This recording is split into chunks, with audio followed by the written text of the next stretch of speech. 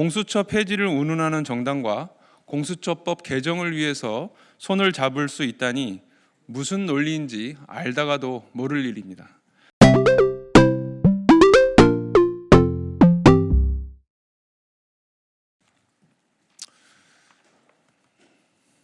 네, 정의당 선대위 대변인 김종철입니다.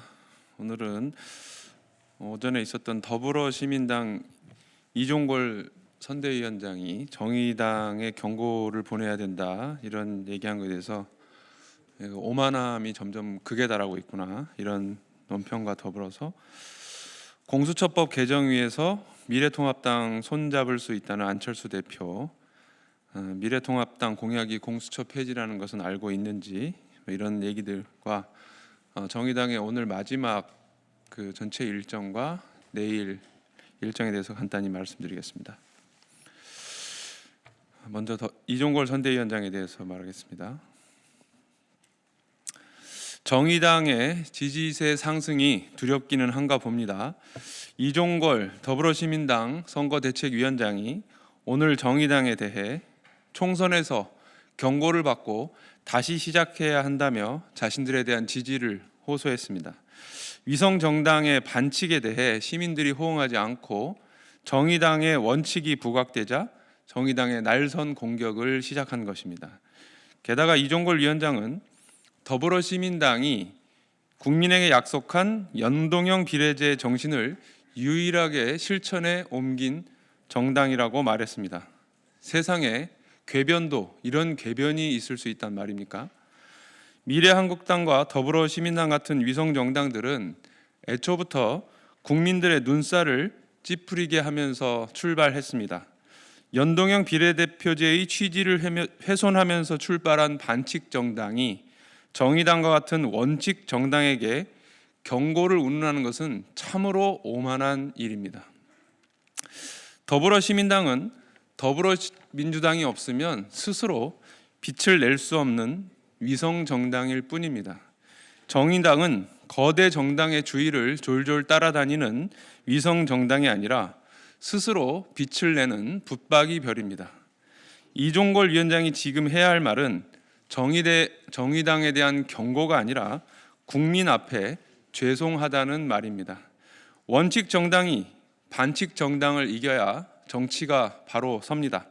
국민들께서 정의당을 전폭 지지하셔서 교섭단체로 만들어 주실 것을 믿어 의심치 않습니다. 안철수 대표에 대해서 말씀드리겠습니다.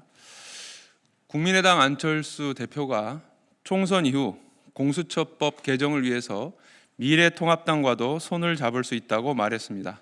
윤석열 총장 거취를 운운하면서 말입니다. 그런데 미래통합당의 공수처 관련 공약은 공수처의 폐지입니다. 공수처 폐지를 운운하는 정당과 공수처법 개정을 위해서 손을 잡을 수 있다니 무슨 논리인지 알다가도 모를 일입니다. 게다가 안철수 대표는 소득 주도 성장 정책이 계속되면 코로나19로 약해진 경제가 더 망가질 것이라며 날을 세웠습니다.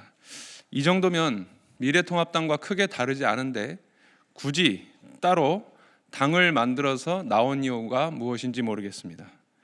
안 대표의 오늘 발언은 결국 미래통합당 지지자들에게 비례투표는 국민의당을 찍어달라는 읍소의 다름 아닙니다. 정의당은 고 노회찬 의원의 주도로 2016년에 공수처법을 가장 먼저 발의했습니다. 공수처가 제 역할을 확실히 하기 위해서도 정의당이 반드시 교섭단체가 되어 어떤 권력에도 굴하지 않는 공수처를 만들 것입니다. 심상정 선대위원장 오늘 그 마지막 날 선거운동인데요. 오전에는 창원 여영국 후보 지원 유세를 했고 지금 비행기로 올라오면서 점심에 연수을 이정미 후보 지원 유세를 해서 우리 당의 접전 지역에서 마지막 당선을 위해서 최선을 다할 것입니다. 그리고 오후와 저녁에 심상정 후보 본인의 고향갑 마무리 선거운동을 하고 8시 고향 화정역 광장에서 마지막 불꽃 유세를 진행할 계획입니다. 그리고 심상정 상임선거대책위원장은 사전투표를 한 관계로 내일 아침 8시에 고향에서 선거 참여 투표 동력 캠페인을 진행할 예정입니다. 그리고 내일 저녁 6시 중앙 당사에서 전체 선거대책위원들과 위원장들이 모여서 개표 방송을 시청할 예정입니다. 많은 취재 부탁드립니다. 고맙습니다.